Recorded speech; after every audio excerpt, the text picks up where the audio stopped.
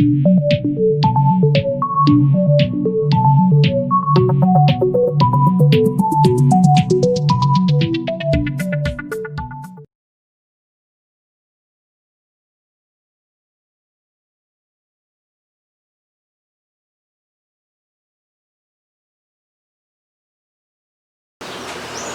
pessoal, boa tarde.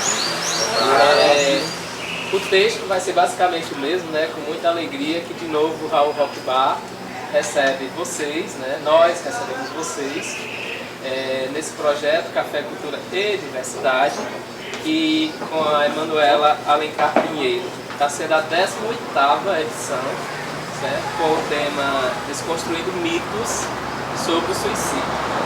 E falando só um pouquinho do histórico, né, já que são 18 encontros, já houve N discussões aí. Já discutimos, por exemplo, literatura negra, já discutimos movimentos sociais compostos por mulheres aqui no Cariri, né, movimento negro, já discutimos, o professor Wellington está aqui, a gente discutiu a obra, por exemplo, de o Augusto dos Anjos, não é isso, professor?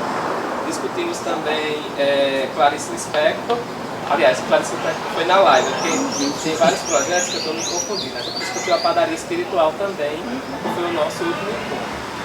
E dessa forma o projeto vai se configurando, ganhando corpo, né? Já está consolidado, não é isso, Léo? 18º encontro. E é com muita honra e prazer que a gente recebe a amiga, psicóloga, Emanuela Alencar Pinheiro, a conhecida nossa Manu, né? Então, seja bem-vinda, minha querida, fique à vontade, o espaço é seu. Bom, boa tarde novamente, né, amor? Quero agradecer o convite feito por Léo, né, Alex e o Elton, que se propôs a gente discutir esse tema. Ligado o telefone? Quer usar o saco? Tá ligado? É para poder ficar gravado? Tá Vai ligado? ficar gravado no...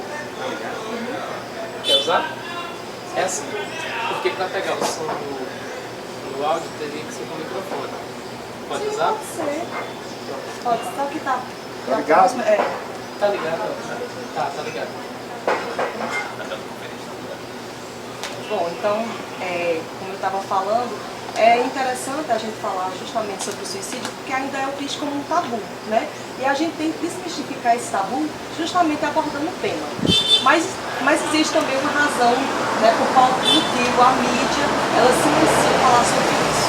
Porque em 1774, no século XVIII, né, o escritor alemão Goethe, ele escreve esse livro, Sofrimentos do Jovem Werther.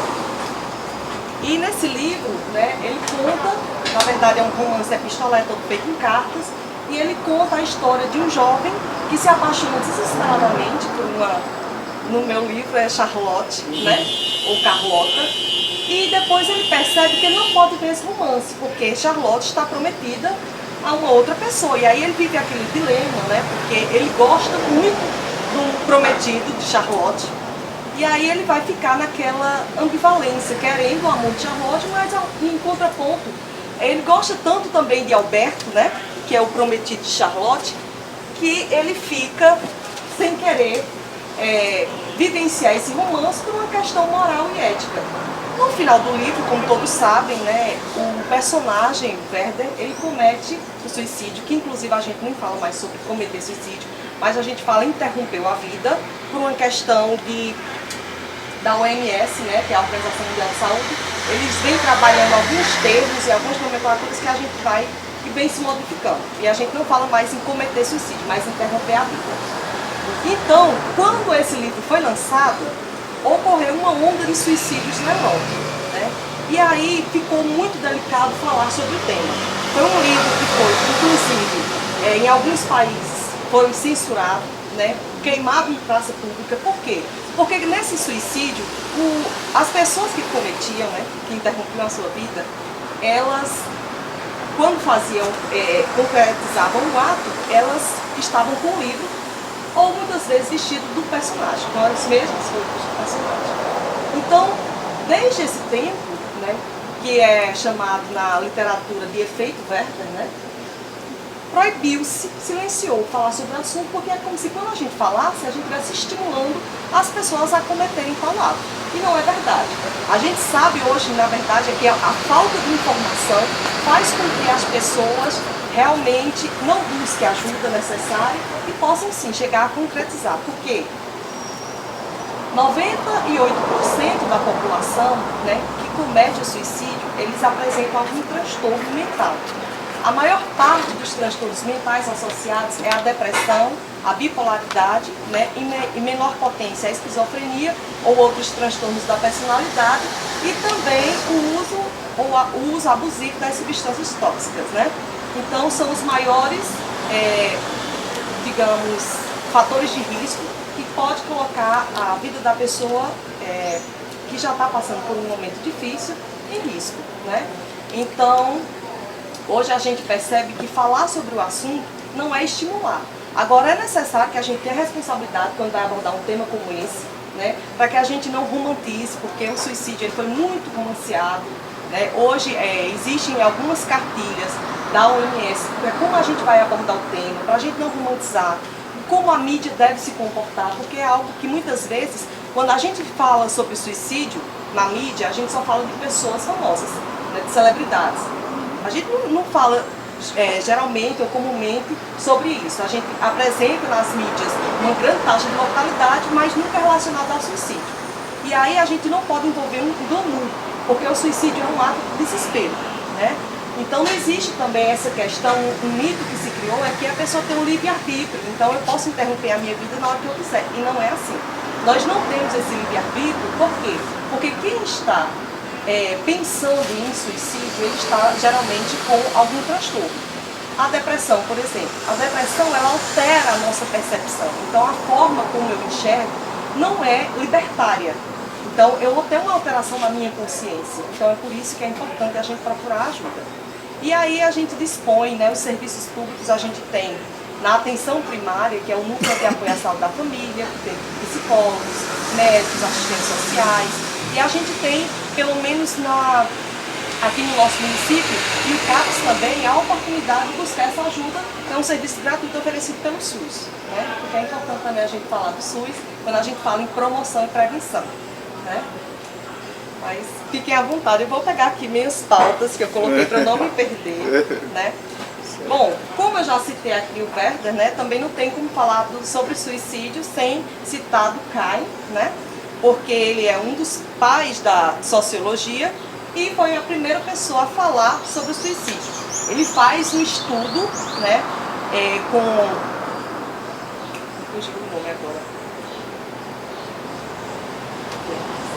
ele faz uma pesquisa, na verdade, e ele coloca o suicídio numa tipologia, né?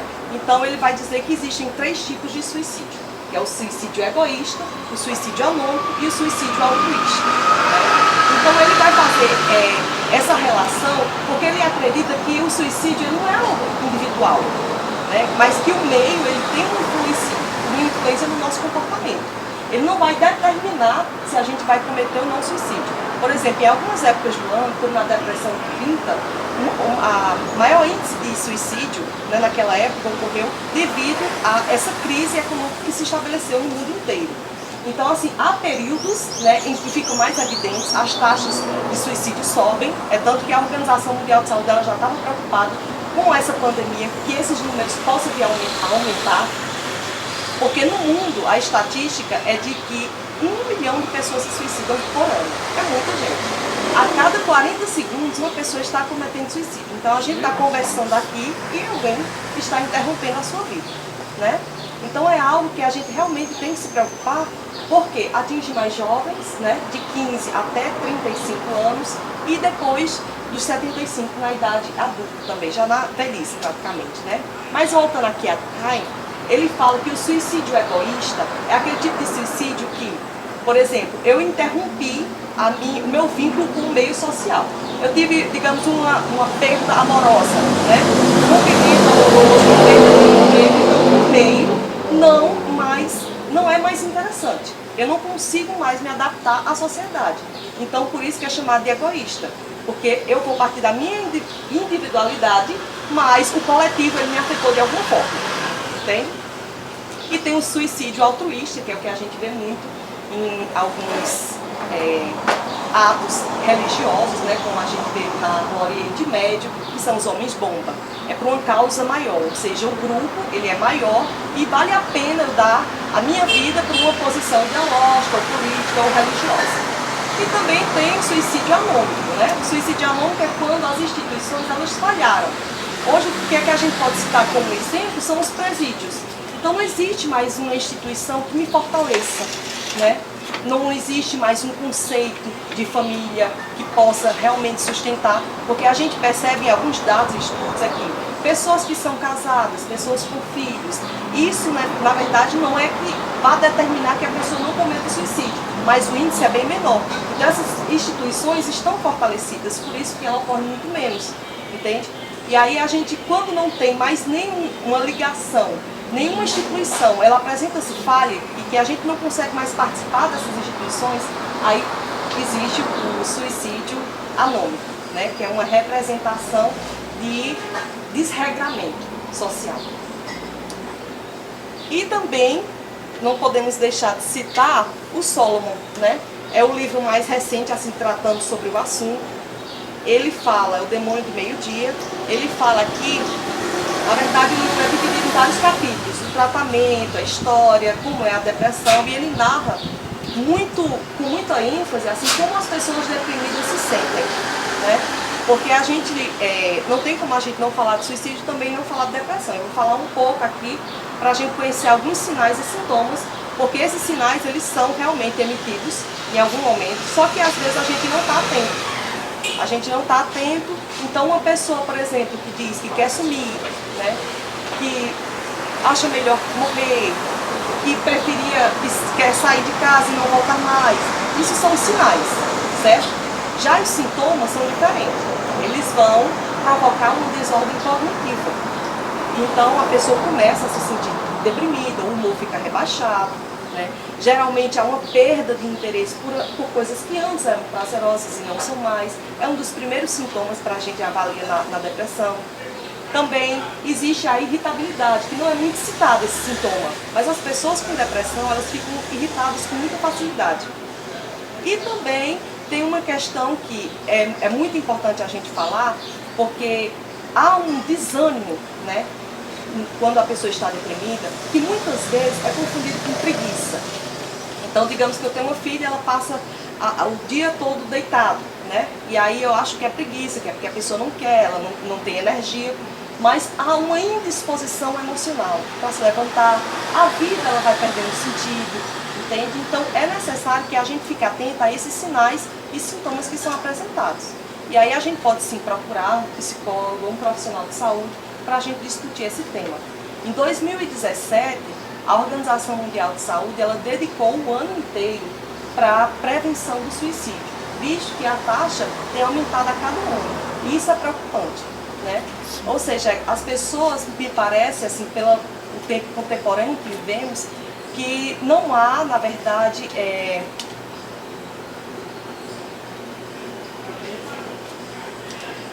Me ajudem, gente. Deu uma pane. Eu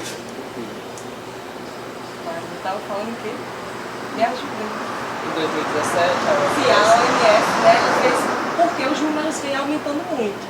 Então, o que é que a gente percebe?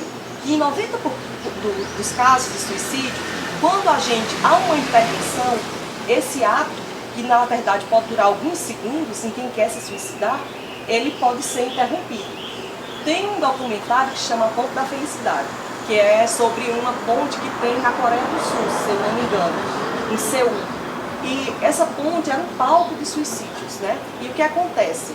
A Samsung, ela entrou em parceria, né, com o governo da Coreia e eles criaram, nessa ponte, colocaram várias televisões. E aí, com mensagens, né? Que pare, pense, reflita a vida, não vale a pena. E aí houve uma redução muito significativa. Por quê? E também eles colocaram um telefone que você podia ligar a qualquer momento, né, para qualquer outra pessoa. E eles incentivavam nas telas a você ligar para alguém. né? Porque é um ato de desespero, né? Então, assim, é como um ataque de pânico, ele vai passar, entende? Dura segundos, mas aí pessoas que têm uma tendência impulsiva do próprio comportamento podem sim chegar a cometer o suicídio, e isso é lógico que é o que a gente não quer. Por isso que existe o CVV, que é o Centro de Valorização à Vida, é uma ONG, ela existe desde a década de 60 aproximadamente, e essa ONG ela tem o papel de ajudar as pessoas que pensam em suicídio. Então funciona 24 horas por dia, durante todos os anos, é só ligar 188, né? E aí você vai conversar com pessoas que realmente vão estar preparadas para te ouvir e que possam, sim, nesse momento ajudar. Porque existem alguns estudos da medicina legal que é apresentado no corpo que quem tenta suicídio, quem consegue concluir, que houve um sinal de arrependimento, né? Mas aí, muitas vezes, o ato é concretizado e, infelizmente, a gente acaba perdendo uma vida. Então, esses estudos revelam que, se houvesse uma intervenção, se a gente pudesse ajudar de alguma forma, isso não ocorreria. Por isso que é muito importante a gente falar sobre o assunto, apesar de ainda ser um grande tabu. Mas eu gostaria que vocês também participassem, fizessem alguma pergunta, para não ficar aqui só falando. A baixa autoestima é também um dos... Sim, a gente vê muita baixa autoestima na depressão, mas ela está presente em muitos outros transtornos. Mas acontece que ela fica muito mais evidente na depressão, porque é o que os pacientes mais relatam, né? Que não se sente bem, se sente insegura, há um sentimento de desesperança, de descrença, e esse sentimento de descrença, de que as coisas não são circunstanciais, ou que elas podem um dia modificar, é justamente o que faz a pessoa tentar ou desejar morrer, porque ela não enxerga um futuro com possibilidades. É como se a morte fosse a única alternativa.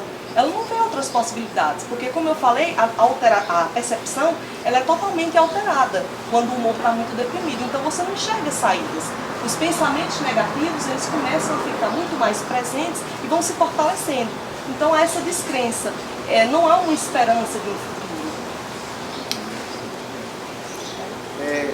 Nietzsche, na obra Capítulo dos Ídolos, há uma máxima nessa obra, antes da obra, que ele diz o seguinte: se chegar à maturidade, né, dentro dos 20 e poucos anos, e não se pensar em suicídio, você é uma pessoa normal. Isso procede? Procede, porque na verdade, assim, pensar em suicídio é diferente de desejar morrer. Há uma estimativa de que 47% da população já pensou alguma vez em suicídio na sua vida. Mas aí, você tentar suicídio, ou você ter um desejo de morrer, planejar, né? Ou imaginar sempre a sua vida, como seria o mundo sem a sua presença, sem a sua existência, aí sim é preocupante. Porque a gente tem a tristeza e ela é uma das nossas emoções. Então não tem como a gente viver e em algum momento a gente não se sentir triste. Mas aí é necessário que a gente aprenda a diferenciar, né, a tristeza da depressão.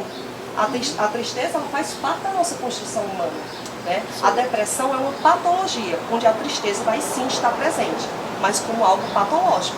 Ou seja, se eu estou passando por um processo de luto, é natural que eu fique triste. Certo. É natural que eu vá precisar de um tempo para me reconstruir, né, para eu refletir.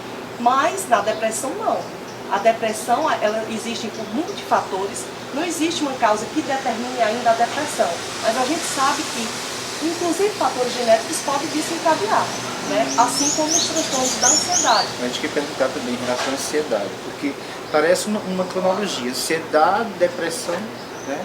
Isso. Suicídio, né? É porque, na verdade, os episódios de ansiedade, eles desencadeiam episódios depressivos e vice-versa. E os episódios de depressão desencadeiam também episódios de ansiedade. Então, assim, a gente geralmente fala que são dois transtornos que andam de mãos dadas.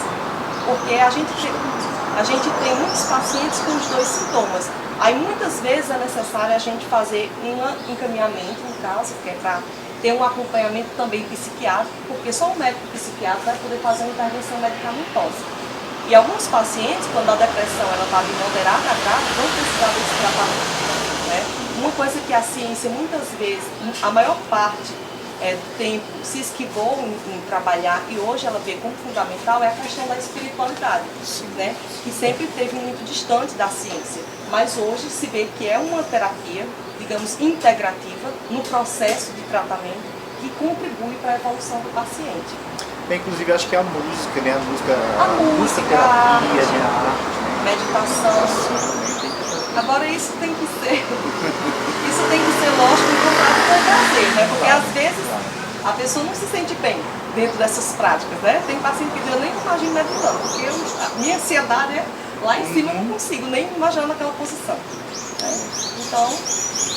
E a questão da melancolia, o excesso de tristeza também, né? Que pode chegar a desencadear o suicídio também. Sim, porque na verdade essa melancolia ela é presente na depressão, que é aquele estado melancólico, aquele torpor que você não consegue elaborar um futuro, você não consegue mais sentir prazer na própria existência, na vida. Então você começa a imaginar que a morte seria a solução. Por quê? Porque vivenciar aqueles sintomas é tão difícil que não se dá para enxergar uma outra possibilidade, embora a gente saiba que isso é um estado depressivo, né? Isso não é um estado definitivo da vida. A depressão ela pode ser superada. Existem vários relatos de pessoas que tentaram suicídio e não tiveram sucesso, ainda bem, e assim, mostram quanto eles se arrependeram. Há inúmeras outras tentativas, por exemplo, as mulheres elas tentam mais que os homens, porém os homens, né, conseguem ter mais êxito do que as mulheres, porque eles são mais agressivos. Desêxito, né? Isso, um desêxito. Porque são mais agressivos. Então as formas e os métodos que escolhem colocam realmente a vida em comprometimento, diferentemente das mulheres, apesar delas tentarem mais. Mas isso é lógico também que há mais mulheres, então se há mais mulheres, então maiores mulheres também, né? Pela questão lógica. Né? Sim, também. Não é? Tem, na verdade, duas perguntas. Você começou citando Werther, né, o sofrimento social de Werther, e aí a relação com a própria arte, com a literatura, mas trazendo para a própria humanidade em si, a gente tem um histórico de vários artistas que se suicidaram. E aí tem a ver com o que você falou nesse instante, na questão de gênero, mas pensando aqui, Florida Espanca se suicida, a Virginia Woolf se suicida. Então, a opinião clínica, talvez, se você puder dar a psicóloga, tanto a que age uma relação de a arte conduzir, ajudar a contribuir com a questão da intervenção da vida. E a segunda pergunta é, trazendo o recorte para o Brasil, olhando assim a face do suicídio, tem uma marcação no Brasil de gênero e de raça? Tem, sim. Por exemplo, respondendo à segunda pergunta, né, no norte, né, a porcentagem das pessoas que se suicidam no norte é muito maior. Né?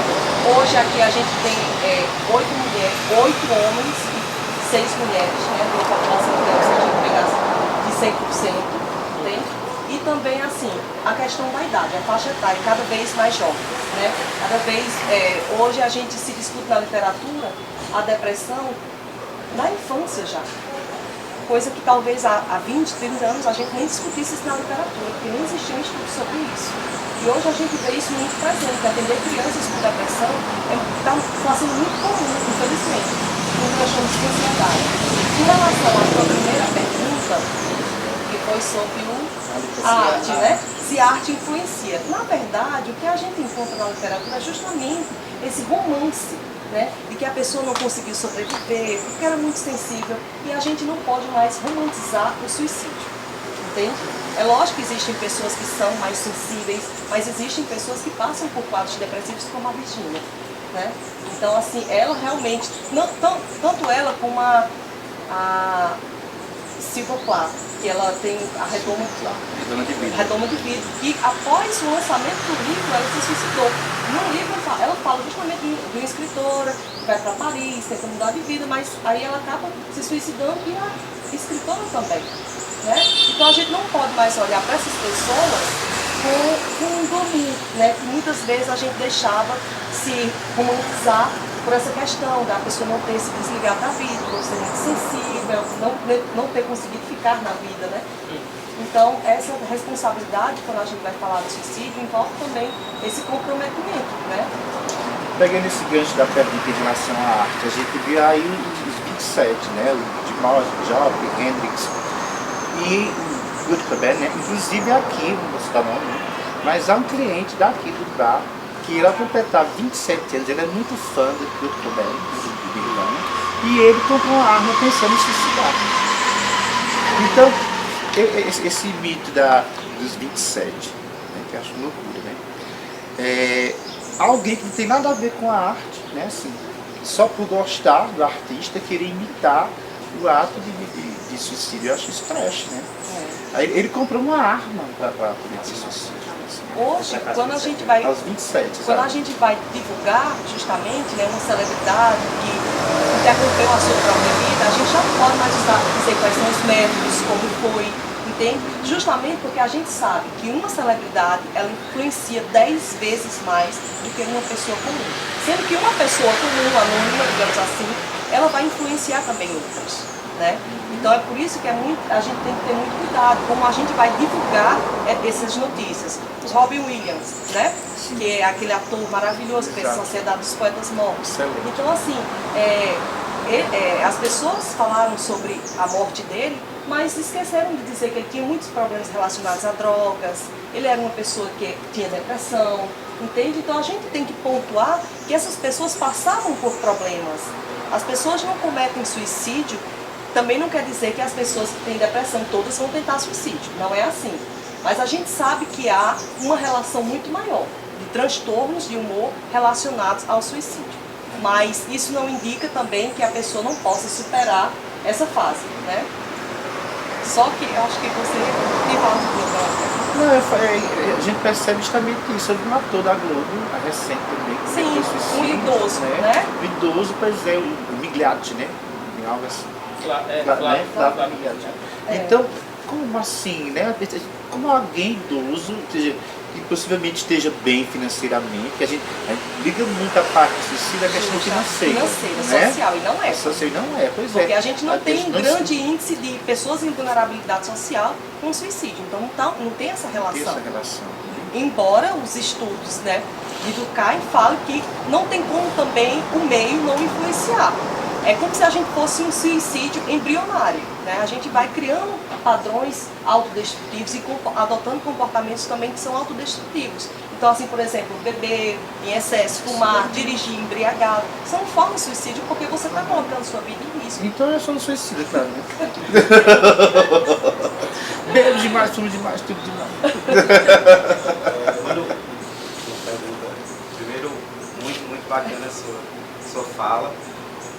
Eu queria até pontuar e ressaltar a parte que você colocou inicialmente, fazendo distinção entre as pessoas que tendenciam ao suicídio, acreditam nessa consciência, nessa liberdade, nesse direito, sim, que na verdade que é talvez um dos principais, né, já que você está passando por algum transtorno, por algum problema que ocasiona isso. Então não é necessariamente uma escolha consciente. Então muito bacana. Porque as pessoas ainda têm justamente, né? Por isso que é importante a gente ter momentos que a gente conversa sobre isso, porque tem pessoas que ainda pensam dessa forma, que é a liberdade, a pessoa pode fazer o que quiser com a sua vida. Sim, existe uma liberdade, mas a pessoa não está bem. Ela está com um problema, ela precisa de ajuda, né? Então ela não tem consciência ainda da consequência dos seus atos. Então é por isso que é importante a gente estar sempre se informando, né? Ainda há uma desinformação, apesar de ser um tema já tão relevante. Hoje a gente tem a campanha do Setembro Amarelo, que acontece desde 2015. Foi o CVV, ele falou muito dessa campanha, e hoje a gente já tem muitos artistas engajados, né? Que ocorre no mês de setembro justamente porque em 94 tinha um rapaz chamado Mike M. Ele morava nos Estados Unidos e ele tinha um Mustang amarelo. E ele era uma pessoa muito alegre, mas aos 17 anos ele pegou esse Mustang e acelerou e interrompeu a sua vida, né?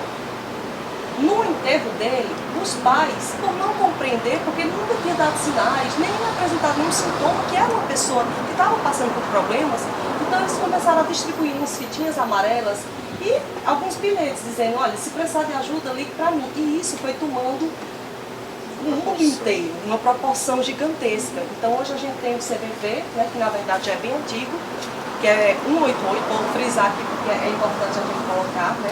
Você pode discar 188 a qualquer hora, a ligação é gratuita para conversar com alguém, porque é justamente baseado nessa premissa de que se há 90% dos casos, se você conversar, você pode interromper, né, ou evitar que uma pessoa se suicide, então é por isso que o CBB é tão importante nesse momento, né? Basta discar e você vai conversar com psicólogos, pessoas preparadas para te ouvir. Eu queria também comentar sobre algumas pesquisas que mostram um alto índice de suicídio em países ricos ou em alguns bairros ricos. A gente já viu assim muito tempo o suicídio relacionado, né, a temperaturas. Por exemplo, lugares frios, né, o leste da Europa, né, até aquelas paisagens meio bucólicas, né? Então, mas isso não tem na relação, que a gente chama até de depressão estacional, que está relacionada ao tempo. O maior índice ainda é no leste da Europa. Então, no Brasil, a gente tem o norte, mas o estado de Sergipe também, então, que é um estado muito quente, então não tem uma relação com o clima, como a gente imaginava. Porque nas épocas frias, o índice de suicídio ele aumentava, mas hoje não tem mais essa relação, mas a Europa ainda é falta de mais suicídio. Diferentemente aqui do Brasil. Só que aqui no Brasil são 12 mil pessoas por ano que morrem. Mais que os Estados Unidos, no caso da Europa, mais que os Estados Unidos. Sim. Então, a proporção que eu falei é assim, geralmente de 10 pessoas que tentam o suicídio, 8 são homens, 6 mulheres. Embora as mulheres tentem mais, como eu já falei, mas os homens têm o desêxito, né? Desêxito. Por serem mais agressivos, por escolherem formas mais brutais, mais selvagem. Então é importante também assim, que a gente promova, né, de certa forma, ações que possam interromper, por exemplo, acesso a armas de fogo, né, para que isso não venha a se propagar. Eu coloquei justamente, perguntei em relação à Europa e Estados Unidos, que nos Estados Unidos você pode comprar arma, um documentário Tiros em Columbine, né, que a pessoa chega e pode comprar armas, então se você tem acesso à arma, consequentemente haveria mais probabilidade de cometer esse suicídio. Há venenos letais, né, porque hoje alguns locais você não... eu não sei aqui no Juazeiro, né, porque eu nunca comprei veneno, mas assim, já tem locais que já não permitem, né. Teve uma vez uma pessoa, né, que estava justamente passando por um momento difícil, essa pessoa com depressão, ela foi comprar uma corda e a pessoa percebeu que ela estava muito triste e não vendeu. Então, assim, é importante a gente também ter essas ações, né? A gente tem aqui, deixa eu me pegar porque não decoro números, a lei número 13.819, que foi de 2019, que é justamente uma lei de prevenção ao suicídio. Essa lei, ela vem trazer diretrizes para que a gente possa realmente conseguir combater e fortalecer, né, o sistema e a rede de proteção à vida. Porque é algo que a gente fala, mas a gente percebe que em relação à saúde mental a gente encontra muitas falhas, muitas dificuldades. Por exemplo, até na própria estatística, que se a gente acha já um número alto, vamos dizer que esse número tem uma possibilidade de ser maior ainda, porque a gente não tem notificações.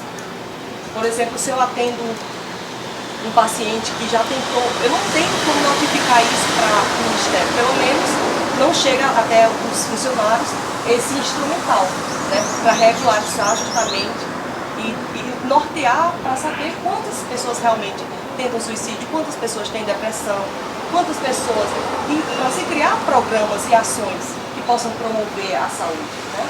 A gente percebe que no Brasil existe ainda um preconceito muito grande também com doente mental, né? Uma parada assim do governo mesmo, né? Que sirva como tratamento mesmo, assim, adequado. A saúde mental ainda é muito difícil, assim, a gente, né? ações que realmente fortaleçam, porque você muitas vezes fica como profissional de mãos atadas, sem saber para onde encaminhar um paciente, porque encaminha, o serviço ali é limitado, ou reduzido, né, para alguns pacientes, ou você tem que atender alguns critérios para poder estar dentro de alguns programas. Então isso impede, porque aquela pessoa que vai até você, ela já vai em busca de um socorro, né? Ela já, porque não é Não é comum, por exemplo, quando eu tô passando, se eu tenho algum tipo de doença física, vamos colocar um câncer, que é algo que é cruel, que vai te desgastando. Mas é muito mais fácil eu chegar para alguém e contar que eu tenho doença como essa do que eu chegar e dizer que eu estou pensando em suicidar. Né? Porque existe também uma questão de preconceito, religiosidade, né, que fazem com que as pessoas se sintam culpadas. E não existe nenhuma relação, né, da sua fé com a questão da sua depressão, né? E as pessoas começam a associar que porque eu sou fraca. Então, por isso que é difícil falar para alguém, né? Porque existe esse pré-julgamento. Não, você está depressivo porque você não frequenta tal igreja, né? Sempre relacionando a religião. E aí afasta as pessoas, porque elas ficam com a autoestima muito mais baixa. Então não tem nenhuma relação. A gente tem padres que já tiveram, que são famosos inclusive, que já tiveram depressão. Tem humoristas que já falaram sobre depressão, como o Whindersson Nunes. Então não tem uma relação de gênero com a classe social. Né? A depressão pode vir inclusive de uma desordem bioquímica, uma deficiência nutricional. No caso aí do Werther, né, do período que as pessoas liam e cometiam suicídio, justamente uma obra extremamente romântica do período. E também naquela época, uma das principais mídias que os jovens tinham era o livro. Era a literatura. Né? Justamente. Então isso influenciou, né, as pessoas interromperam sua vida com um livro, né? Então assim, gerou uma comoção no mundo inteiro. É tanto que depois disso não se falou mais, porque todo mundo tinha medo de falar e estimular de certa forma. Por isso que hoje, realmente, quando a gente fala, a gente tem que ter um compromisso ético, para a gente não estar romantizando, né? Porque a gente já tem muitas obras da literatura, né? Que, como filmes, né? Obras de arte, que retratam o suicídio de uma forma romântica.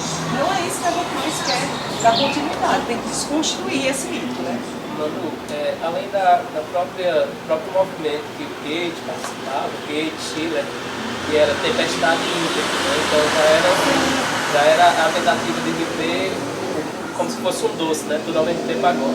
Eu disse isso, mas eu nunca tomei um doce, então eu não sei. Ele era jovem também quando ele escreveu o livro, né? Ele era jovem, o livro é sobre um jovem, né? Com todas as suas ânsias, né? Descobertas, a busca da identidade, né? O grande amor, a decepção. Então, pode falar, por favor. E assim, tem uma pergunta pegando o gancho que o Wellington comentou da saúde mental, né? E aí eu estou explorando mesmo os teus conhecimentos, porque eu quero aprender sobre, né? Que é se tem qual é a relação entre o fator manicomial e o índice de suicídio. E a outra coisa já é também, voltando para a arte, é que eu vejo muito em literatura, pegando a literatura brasileira, por exemplo, lá o Cortiço, no finalzinho, a personagem bertoleza se suicida como uma tentativa de não encerrar a vida, não é isso, mas encerrar aquele sistema de ela que no momento estava livre, voltar à escravidão. Né? E no caso em Jorge Amado, Capitães da Areia, nós temos um personagem sem pernas que se joga no despenhadeiro para não voltar, para não ser pego pela polícia, né? Já que ele é um menino abandonado, é um dos malandros dos próprios capitães. Aí assim, me parece que na literatura brasileira, não é fruto do estudo, é só uma impressão aqui, tem muito esse caráter heróico do suicídio. Né?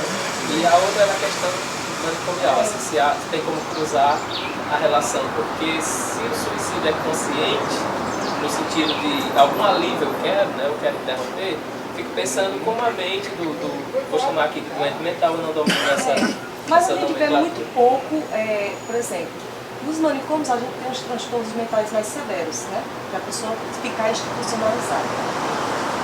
Só que não é muito presente, por exemplo, na esquizofrenia. É um dos fatores de risco, mas não com tanta frequência que se apresenta o transtorno de humor, a depressão e a bipolaridade. Então, assim, talvez a gente possa, assim, como eu coloquei, como um fator de risco, né? Mas não determinante. Não determinante. Não sei se eu consegui responder a sua pergunta. Sim. Então, assim, não tem uma relação do manicômio, mas a gente sabe que uma pessoa institucionalizada por muito tempo, né, ele sofre um processo de desculturamento. Então, é a mesma coisa que você está num convento, numa prisão, né, ou num manicômio. Então, é importante que o sujeito vai perdendo a sua própria identidade. Então, é importante que a gente desinstitucionaliza. E é isso que a reforma psiquiátrica trouxe. Deixou todos os manicômios e nosocômios, né? E hoje a gente sim, tem alguns hospitais que a gente pode fazer internamento, porque existem pacientes também. Quando houve essa reforma, não se pensou também como é que essas pessoas iam retornar para casa, quem ia ter condições de cuidar dessas pessoas. Então é um sistema, a saúde mental, ainda muito fragilizado. Sabe? Você percebe pelos profissionais de saúde, quando chega um caso assim de suicídio, alguns eu já presenciei que se recusam até a atender. Entende? Porque assim, vou atender quem realmente está querendo viver. Então, para você ver como a gente ainda precisa de informações, mesmo no âmbito profissional. Eu vi uma vez uma certa distinção entre a ação autodestrutiva da ação suicida, ainda que uma coisa possa desaguar na outra. Sim. Eu gostaria que você poderia comentar essas duas categorias. Existem, como eu falei antes, alguns comportamentos que são autodestrutivos, que às vezes a gente, a modo consciente ou inconsciente, vai adotando e que se vê isso como um suicídio embrionário. Você vai gerando um suicídio, né? Porque você está cada vez mais se colocando em risco. Autossabotagem. Justamente, uma autossabotagem. Mas também existe a questão assim, deixa eu ver se eu consigo exemplificar para tu.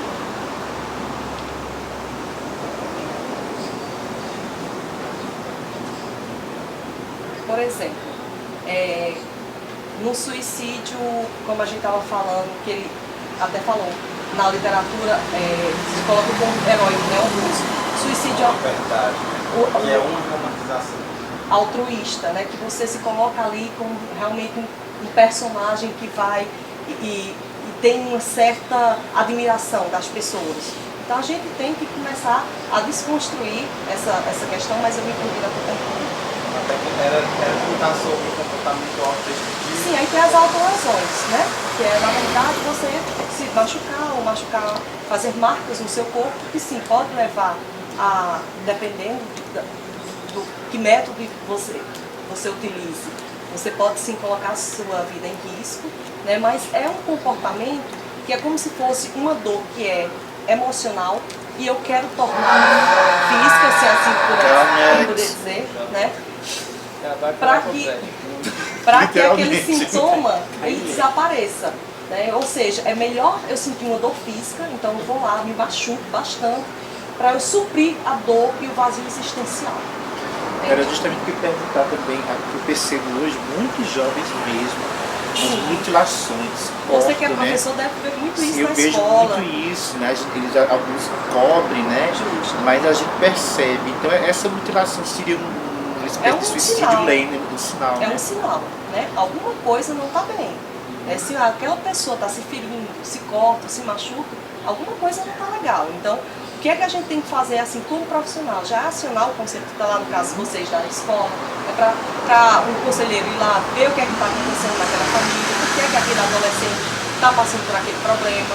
Então é fortalecer a rede, mas todos nós temos que estar atentos para isso. As pessoas ainda criticam muito a campanha do Setembro Amarelo porque dizem que é só em setembro, né? Mas não, existem ações que são desenvolvidas ao longo do ano. Só que essas ações provando isso hoje. Justo, só que, infelizmente essas ações muitas vezes não são divulgadas. Então há, na verdade, uma impressão muito errônea sobre a própria campanha. Entende? Eu teria, dentro desse universo escolar, um relato a fazer. Posso? Na escola pública existem professores, na escola pública do Ceará, existem professores chamados de DTs, que é diretor de turma. Então ele é como se fosse o responsável por aquela turma, né? Assim, institucionalmente mesmo, responsável. Ele tem aulas dedicadas a preencher dados sobre aquela turma, a dar atenção aos alunos e às alunas.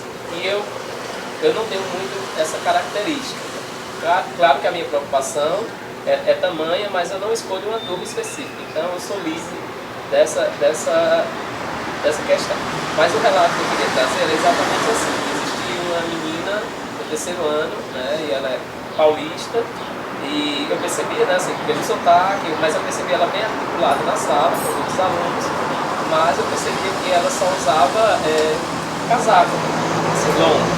Aí um dia ela foi me entregar o caderno, que eu fui dar o visto. Aí eu percebi que tem umas marcas nos pulsos dela.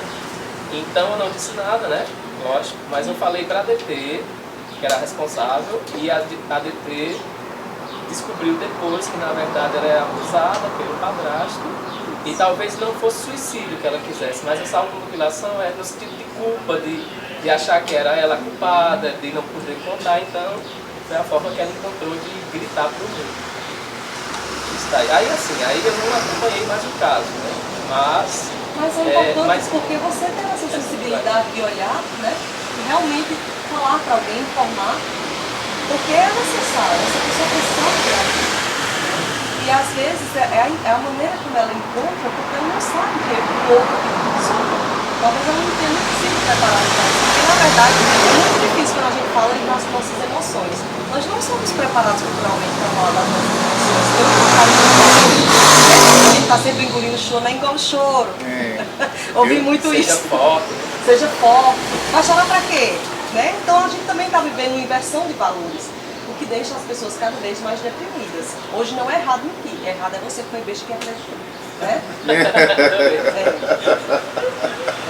E a gente começa a se culpar realmente. Para que eu fui acreditar em fulano, né? Não, porque há essa inversão. Então a contemporaneidade também tem provocado, né, essa questão de você estar sempre feliz, né? As redes sociais, você mostrar uma vida que não existe.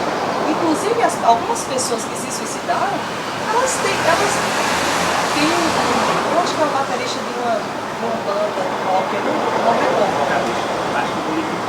Do Linkin Park. Na noite, rindo, fez selfie. Então assim, só que já estava tudo planejado, entende? E ele se matou. Então assim, não tem essa questão de dizer assim, a pessoa está só chorando. Não, existem as depressões que são mascaradas. Ela não, todo dia ela vai trabalhar, então ela ainda não está tão bem. Parece que é assim, né? A gente quer ver a desgraça. Quando a pessoa não consegue mais se levantar e tem que buscar ajuda, mas não é. Nós também temos uma responsabilidade social, então logicamente, mesmo deprimida, a gente vai para o trabalho, né? A gente tem essa questão realmente da responsabilidade. Mas isso não diminui a potência da depressão, né? Mesmo você conseguindo ainda fazer inúmeros trabalhos, você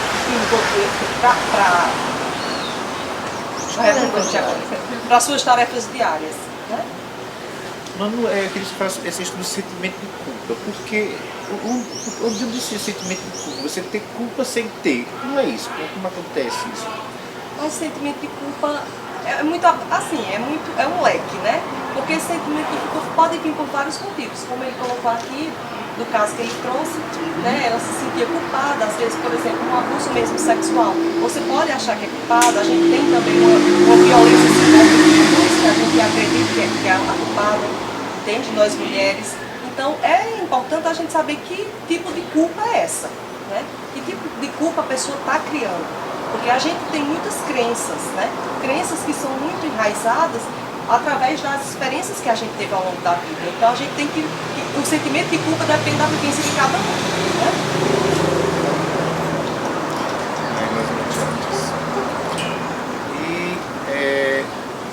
E em relação aos percentuais aqui da região, você tem tá?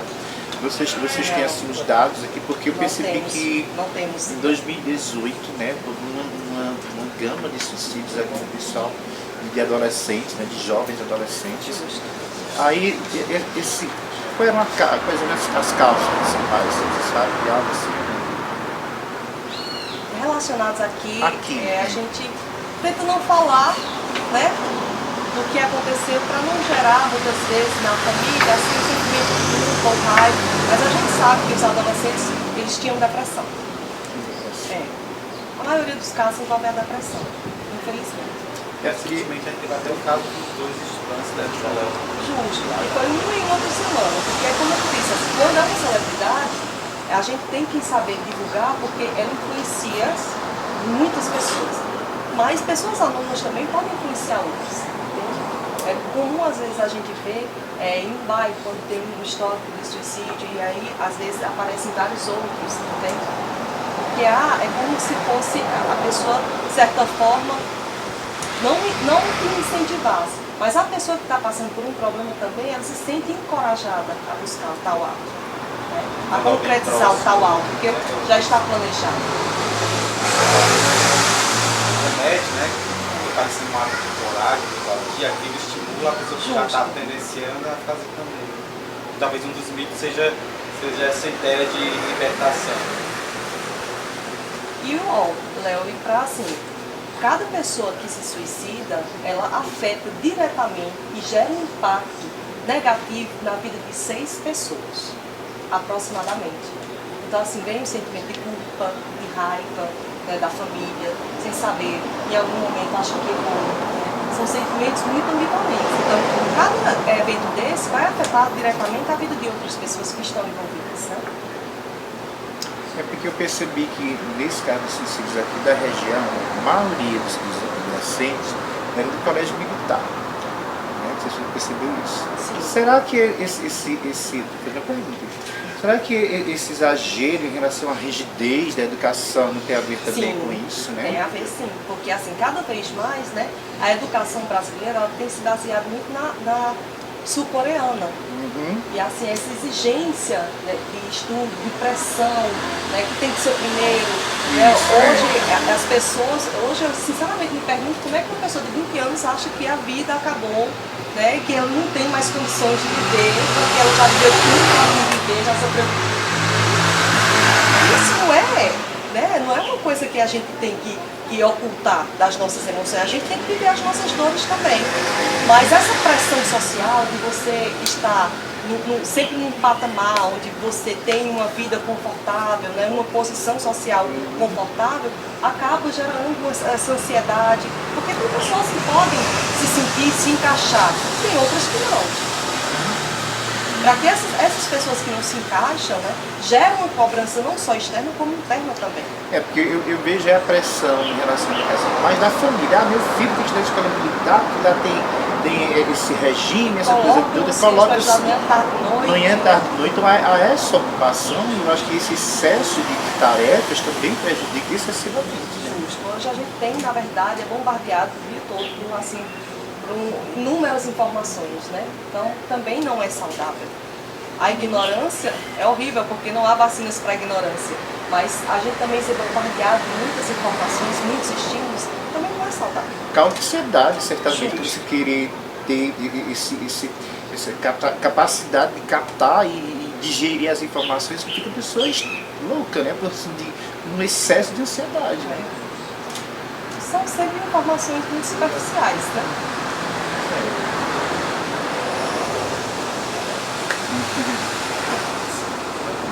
Vocês já seguiram a tônica, né? Quando é bastante acessível, a gente só está reforçando, podem ficar à vontade, né? E ficar à vontade não é necessariamente fazer a pergunta. Se não fica, né? Se não tiver ou algum comentário, ou alguma comentário. Uma pontuação. Não, existe alguns relatos também na área da saúde, haver também muito suicídio, não? Na própria área de saúde, haver? Não, assim como Dos profissionais? Os profissionais, devido ao excesso de trabalho, nesse período, digamos, houve alguns casos assim Não, então assim, a gente não tem ainda esse relato, né? A gente só, a Organização Mundial de Saúde, ele se preocupou porque com a pandemia, essa mudança social que afetou a vida de todas as pessoas, com esse isolamento, muitas pessoas que já passavam por problemas, né, relacionados a transtornos mentais, eles se agravaram, se intensificaram. Então, eles preveram que a pós-pandemia pode haver um número muito maior de suicídios.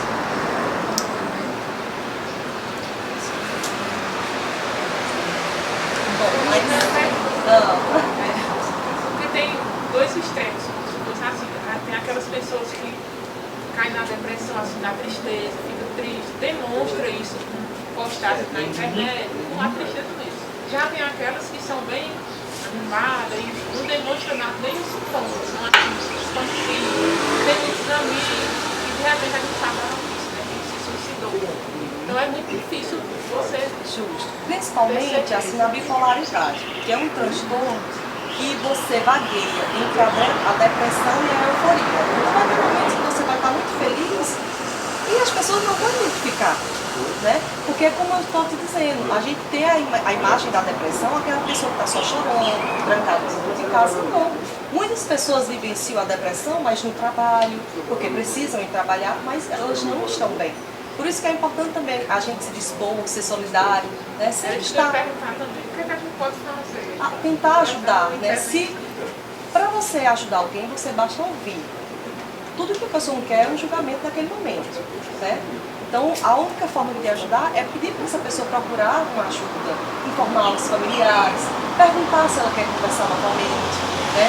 Se mostrar presente. Às vezes a gente tem um minuto e salva uma vida.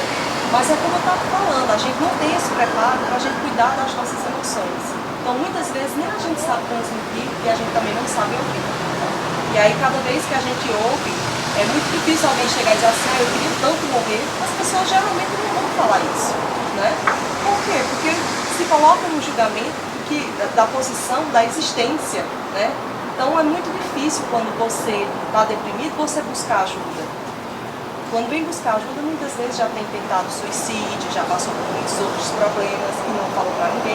Eu tinha uma paciente que ela disse que se trancava no banheiro quando brigava com a mãe para poder se trancar no banheiro para poder chorar. E ninguém sabia que ela tinha depressão não, porque ela sempre estava chorando escondida. Então ela criava, já tinha estratégia de criar uma cena quando ela queria chorar, para aí, quando ela se isolava, aí todo mundo achava que ela tinha brigado. Pra ver que não chorou do nada, né? Justamente. Mas era só né? para poder chorar. Eu tenho uma amiga que é engraçada, ela disse que adora estar dizendo que a mãe cuida dela. Essa questão da carência excessiva também não pode chegar Como assim? o cuidado que a mãe tem com ela quando ela está doente, a superproteção. superproteção de fazer chá, aquela coisa toda. Ela disse que adora estar dizendo por isso. Essa carência, esse excesso de carência. Tudo em excesso, né? É. Então, assim, não existe você não querer proteger alguém se você ama. Mas a superproteção deixa, sim, as crianças que vão se tornar adultos inseguros, né? Sem autonomia, entende? São pessoas que não conseguem ter decisões firmes. Então, por quê? Porque sempre teve alguém fazendo isso por você. Então a gente tem que estimular a cada vez, assim, quando a criança ela tem sua independência, tanto física quanto emocional. Agora a gente também precisa cuidar do nosso lixo emocional, né? Olhar para as nossas dores, para as nossas cicatrizes com amor, porque são parte da nossa história, faz parte da nossa construção. A gente não precisa se culpar porque a gente se sente triste ou em algum momento da vida a gente se decepcionou, de jeito nenhum. A gente tem que aprender a superar, né? A ser resiliente, que é um termo da física, que a psicologia acolheu, mas justamente que a resiliência nada mais nada menos do que você aprender a superar, encontrar soluções, achar saídas e não vivenciar apenas o problema. Aquele problema ele vai passar, né? Só que a pessoa que está deprimida, ela não consegue enxergar que aquilo ali é um fato circunstancial, que vai passar, mas como algo definitivo. E talvez por isso que seja tão difícil renovar as esperanças, né? Existem depressões perenes, assim? Sim, crônicas, né? Existem. Pensando ainda, né, eu vou fazer uma pergunta inversa do que eu fiz antes, né? E a arte pode ajudar a combater o suicídio? Estou pensando aqui. Eu acho que a arte salva de várias formas. O teatro, né? E você poder ali colocar as suas dores, porque todos nós temos as nossas, né? Temos do nosso lado sombra. Então é importante, sim. A música, hoje já existe a arteterapia, a musicoterapia, que é muito usada, inclusive em nosocômios, né? Com pacientes com transtornos mentais, que é realmente a liberdade. Alguma pergunta mais? Essa questão das pessoas que tentam o suicídio uma vez e falham, se há um índice que elas separam as que se arrependem, as que tentam novamente, sabe? Foi bom você falar sobre isso, porque um dos grandes mitos tem vários, né, que envolvem, mas, por exemplo, quem quer morrer não fala, né? Calculada não morre. Não, o suicídio não é assim. Se a pessoa, em algum momento, ela manifestou, é porque ela sente essa vontade, né? Então, assim, essa questão de dizer assim, eu queria tanto morrer, eu queria sumir, Então é uma manifestação de que eu não gosto da minha vida, eu não gosto da minha existência. É lógico que a gente pode ter situações na nossa vida que sim, a gente possa pensar em morrer, que é diferente de desejar morrer, né? E aí quem tenta suicídio não vai tentar de novo, vai sim. Vai tentar várias vezes e muitas vezes, infelizmente, até se concretizar. Então é um outro mito, né? Da pessoa falar e achar que porque está falando não vai fazer, ou muitas vezes a pessoa Calma. ou de muitas vezes a pessoa, o que eu estava falando? Eu acabei de falar. Em relação a tentar várias vezes. Justamente, vai tentar outras vezes. Né? Nós tivemos o caso do amigo, né? O Estadão aqui, na quarta vez, infelizmente, conseguiu. Né? E com um lençol no quarto, com um lençol. A família tem que ficar muito vigilante, né? Nos casos de depressão moderada, a grave, quando aparecem essas ideações suicidas. Que a morte é melhor. Porque, na verdade, a pessoa não quer morrer. Ela quer se livrar daqueles sintomas. Então, por exemplo, evitar objetos cortantes, né? Estar sempre por perto, perguntar se a pessoa quer conversar, evitar medicamentos, né? Que estejam assim, a pessoa muitas vezes está tomando medicamento e aí ela fica controlando seu próprio horário. Mas nesse caso a gente já tem que colocar para outras pessoas serem responsáveis, né? Chamando de Fernandes. Justamente. Fernandes era um amigo da gente, tentou inúmeras vezes, né, até que ele conseguiu. É um anseio pela morte ou é só o desejo de desaparecer? Redenção? Como assim? Não estou Porque, entendendo. assim, suponhamos que existem pessoas com desejo pela morte. Sim. Existem pessoas com um desejo de redenção. Elas querem mudar. Querem deixar de ser o que elas são para tomar outra expectativa de vida, outra personalidade. Sim. E na sua opinião, o que você diz sobre isso? Em relação à pessoa que quer morrer ou quer deixar de ser aquela pessoa que ela é? Por redenção. Isso é muito subjetivo, né? Porque vai da vivência de cada pessoa. Mas o que é que a gente observa, né? Existe sim a intenção de morrer, o desejo, né? Com planos, estratégias de como eu vou elaborar essa morte. E existe muitas vezes momentos difíceis da vida em que a gente pode pensar em morrer, né?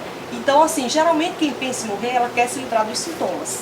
Ela não quer realmente colocar fim na sua vida, mas ela não consegue mais lidar, né, nem com o meio social, nem com os próprios sintomas, porque quem já teve depressão sabe o quanto os sintomas são severos, né?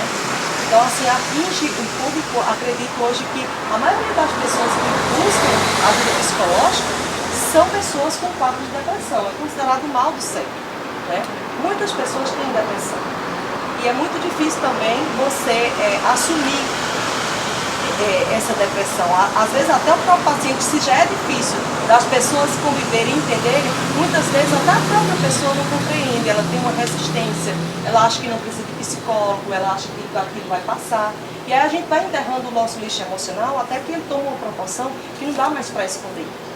Então a gente tem que sim procurar uma ajuda profissional e a gente tem que estar disposto e se permitir a essa ajuda, né? E assim, eu acho que essa questão de redenção é outra coisa que ele estava falando, no sentido de não romantizar o suicídio, é um tipo de romantização. Pessoas se dão por redenção, a pessoa buscou o suicídio por libertação, por coragem, qualquer coisa. Isso é uma visão romantizada do suicídio, sabe? Que justamente se busca desconstruir isso. Tipo, né? Por fim, a própria vida nunca é um ato libertário. Na verdade, é um ato que se apresenta ao vazio. De desespero, né? A pessoa está num desespero. Ela quer encontrar uma solução e muitas vezes, pelo impulso, acaba concretizando, né? Mas ela já vem planejando. Quem pensa isso, ela planeja, ela articula, né?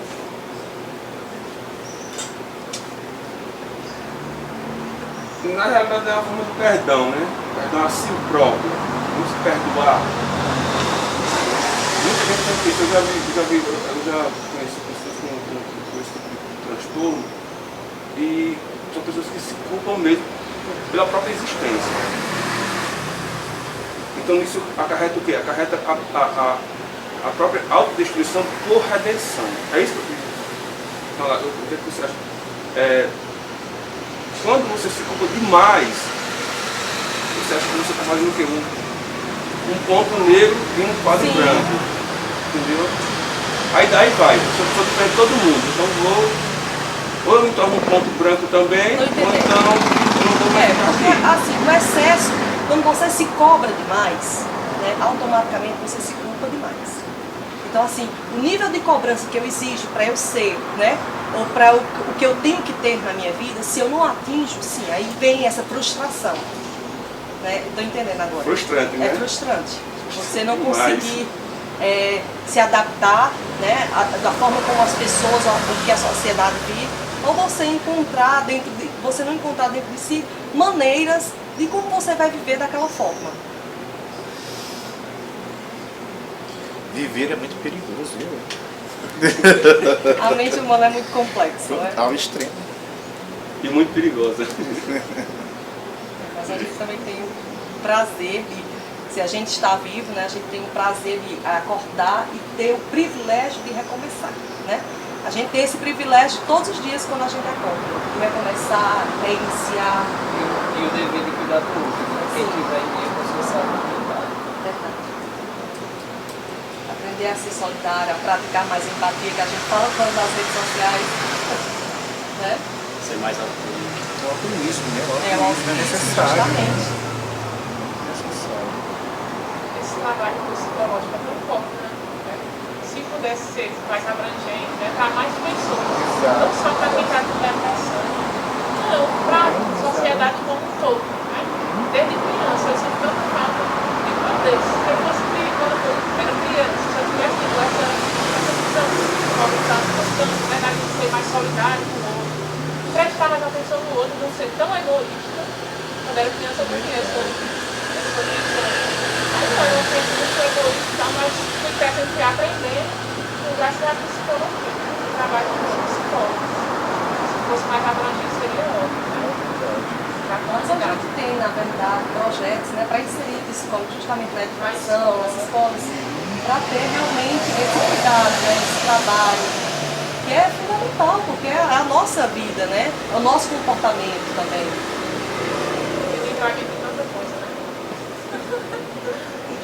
Em relação à psicopedagogia, a gente percebe que as crianças estão cada vez mais cheias de tarefas, essa coisa toda. A psicopedagogia, a intervenção do psicopedagogo é imprescindível nas escolas, né? Mas infelizmente percebe isso mais nas escolas particulares, né? Nas escolas não se vê isso.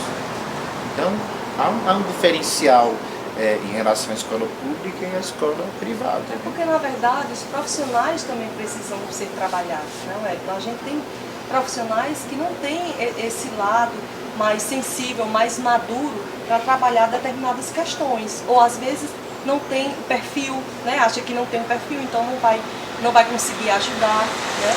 Então, é importante que, na verdade, a gente trabalhe a rede, porque para eu perceber que uma criança tem uma dificuldade de aprendizagem, eu preciso estar ali participando realmente, efetivamente da vida dele, né? E se eu não faço isso, assim, como um educador, então como é que eu vou ter acesso, como é que eu vou acionar outros órgãos ou outros profissionais para tratar daquele problema? Talvez eu acho que esse âmbito seja mais na questão profissional. Mas a gente tem no município psicopedagogos pelo SUS, tem. Eu acho que está um pouco divulgado. Justamente. Divulgado, né? Como eu estava falando, a gente tem essa dificuldade, né, de muitas vezes não saber até dos serviços. Por exemplo, todo posto de saúde, né, que a gente chama de Unidade Básica de Saúde, BS, ela tem um psicólogo. E é gratuita, pelo SUS, né? Mas a maioria das pessoas não sabe. É tanto que quando a gente vai divulgar, aí diz, tem psicólogo pelo SUS, porque realmente a gente não tem essa divulgação, sabe? E todo posto de saúde que precisar de acompanhamento pelo SUS pode procurar um posto de saúde que tem psicólogo. Não só psicólogo, como nutricionista, farmacêutico, assistente social, tudo gratuito pelo SUS. Né? Isso não é divulgado, né? O problema reside aí, né? Da não divulgação do que a gente tem acesso. Poderia ter acesso, mas não tem porque não se sabe, né? Isso não gera problema. Essa evolução da sociedade, instituições mais complexas, difusão de informação, inversão, transformação de valores, não é responsável pelo surgimento ou ampliação das patologias que provocam ou desenvolvem o suicídio, sabe? Sim. Na verdade, a Golden Gate, né, que é um dos palcos maiores de suicídio do mundo, os pesquisadores descobriram que há uma relação justamente com essa urbanização, aquela coisa cada um no seu quadrado, salve-se quem puder, sabe?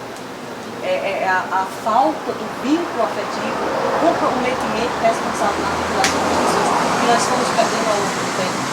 Então tudo isso provoca um vazio existencial, um sentimento de não pertencimento, porque é como se todas as instituições falharam. É o suicídio anônimo de Durkheim, né? É como se todas as instituições tivessem falhas agora. Então você não consegue mais enxergar soluções, porque tudo foi rompido. O casamento, né? As instituições no qual a gente poderia se sentir fortalecido, como escola, o engajamento social, justamente. Isso afunda, tipo assim, então tem uma relação, né? É como o próprio Durkheim fala, ele não é determinante, mas que o meio ele vai influenciar, porque o suicídio para ele é visto como um fenômeno social. Então é que impacta. Justamente. Impacta e, na verdade, quando a gente vai fazer uma anamnese assim, sobre um paciente, a gente sempre pergunta o histórico de vida, né? Se a pessoa tem amigos, porque isso influencia. Né? O isolamento, a gente sabe que existem fatores de risco que colocam a pessoa, o suicídio, em uma evidência maior. Né? Se ele não tem, por exemplo, se ele não tem amigos, né? Se é uma pessoa que vive muito isolada, a gente sabe que esses pontos vão ser cruciais. Mais maturidade dos relacionamentos, né? Tem muitos homens que matam a esposa e depois cometem Suicídio, justamente. Bem passional. Em relação à questão das profissões, por exemplo, eu percebo que a pessoa tem a profissão, mas não era aquilo que ela queria e que está trabalhando naquele sofrimento para os três pés. Ocorre muito essa frustração em relação a quando chega a cometer o suicídio, né? Quando isso ocorre, né? Porque eu lembro que havia um período que as famílias tinham que ter um filho médico, um advogado, um padre, entendeu? Havia essa hierarquia, o caso de Augusto dos Anjos, né? Porque ele tinha todo o conhecimento em relação à medicina, à biologia, ao cientificismo. No entanto, já tinha um irmão que era médico, os pais exigiram que ele fizesse direito. Isso é frustrante. Demais. Né? Até porque eu tenho um conhecimento vastíssimo em relação ao cientificismo, criou termos científicos, né? E a família obriga a ter uma outra profissão. Então é frustrante, pode chegar ao suicídio alguém que esteja na profissão inadequada, né? Que não se queira. Né? Isso ocorre muito em relação ao suicídio, a pessoa não ter a... Não é que a gente, assim, não é determinante, né? Mas a gente sabe que a soma de todas as situações, né? Se a gente for uma pessoa que vivenciou experiências negativas, entende? Então a nossa personalidade ela é formada através das nossas experiências. Então se eu fui exposta a muitas experiências traumáticas, dolorosas, ou de violência, ou frustrantes, isso vai sim gerar um impacto na minha vida, né? na minha formação, na minha identidade. Então não há uma relação de dizer assim, só esse fator vai contribuir, mas é multifatorial, entende?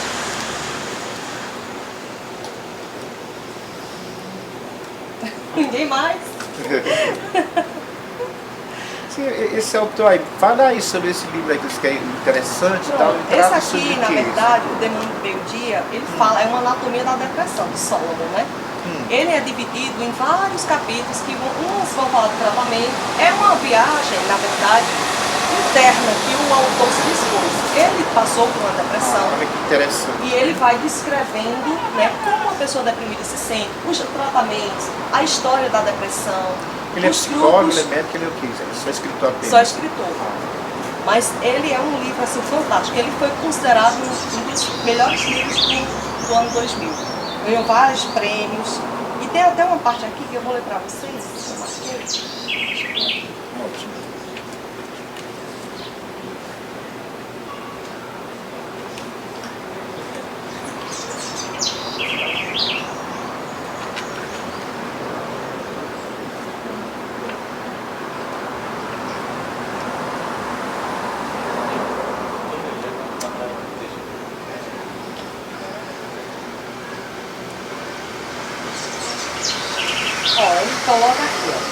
e a depressão?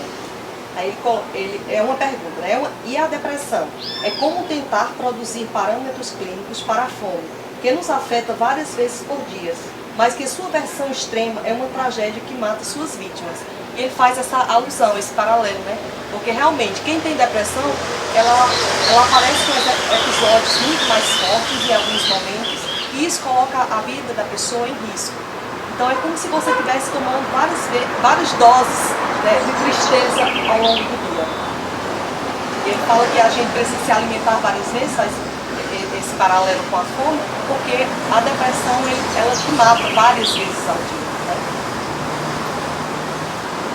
E também N fatores, né? Sim. A depressão é sempre estudada como uma causa, na verdade, uma consequência, né, de muitos fatores, assim como o suicídio também. Então não tem algo que vá determinar, mas um conjunto de fatores que determinam se alguém vai desencadear ou não uma depressão. Já ocorreu de alguém cometer suicídio sem ser depressivo, né? Já tem algum caso assim? Existe. Por exemplo, às vezes um comportamento muito impulsivo, né? Quando a gente, por exemplo, um paciente que descobre que é portador de HIV, pode acontecer, né? Vamos dizer, uma pessoa que nunca pensou em um momento, ou quando tem alguma doença grave, né, como um câncer, pode acontecer. Entende? Então, necessariamente, não é que toda pessoa também que é deprimida vai pensar em suicídio, mas que existe, sim, uma coexistência de pessoas com depressão e chegar ao ato final, né? Colocando a própria vida em um ponto final. E também tem a questão econômica, porque eu lembro agora de um caso no tráfico, né, quando o Collor confiscou os bens, né, ele cometeu suicídio. O total término cometeu suicídio. Alguém confiscou os bens? Collor. Ah, sim, Collor. E ela também relatou nos anos 30, né, por exemplo, a quebra da quanto isso não... afetou, né? Não tem como. Nesse caso era outro tipo de depressão. É verdade. Mas foi imediato. No caso do título, ele fala o demônio do meio-dia. Na verdade, ele coloca o demônio porque ele sentia depressão mais ao meio-dia. Né? Aí ele coloca isso como um título. É verdade? Nessa analogia, eu penso também que com alguns períodos do dia há um momento em que a mente está mais agoniada. Geralmente, ao final da tarde, existem pessoas que relatam ter um pouco de depressão quando a noite vai chegando. Os domingos. Betânia diz isso, né? Que há uma troca dos anjos, né? Entre a tarde e a noite, né? A sexta-tarde, aquela coisa toda. Diz que há uma mudança e eu creio que seja nesse período, nessas mudanças trágicas, né, que devam ocorrer muito. Né?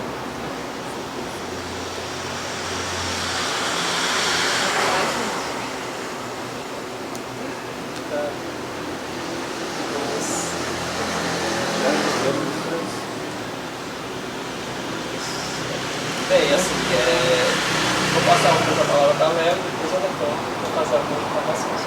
Eu gostaria de agradecer a todos presentes, principalmente a Manu por ter aceito o convite, por ter feito essa ótima explanação sobre o tema, por ter nos escutado e comentado e respondido essas perguntas. Manu, muito obrigado, foi muito esclarecedor. Acho que soma muito as nossas reflexões sobre o assunto. Não temos a ciência que você tem, então isso foi uma troca muito obrigado.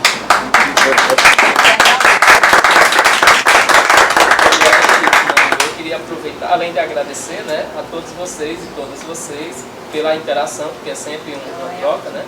Cada pergunta nos ensina também a você pela explanação e a disponibilidade, e aproveitar para divulgar o próximo encontro, que a gente está fechando o tema, mas é sempre nessa perspectiva, mas que já tem data certa, que é 6 de dezembro, não é isso? Isso. Então será o 19º encontro, né, do projeto Café, Cultura e Diversidade. Assim, Já fiz o convite, já fui o convite a todos. Qual é o tema? Não fechamos o tema ainda, mas já tem um direcionamento. Eu que agradeço, né? Me desculpe. Fiquei um pouco emocionada aqui. Minha memória foi, ó. Mas é muito bom, assim, quando a gente tem a oportunidade, né, de trocar realmente essas informações. Então eu agradeço a Léo mais uma vez pelo convite, né? A Alex, o Antex aí que fomentou praticamente esse encontro. Obrigada, né?